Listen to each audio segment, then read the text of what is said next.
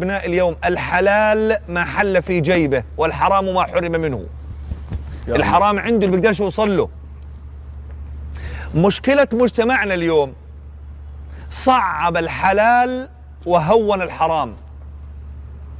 صعب الحلال. احنا ناقضنا الله في مقاصده، صعبنا الحلال. لما اليوم واحد يروح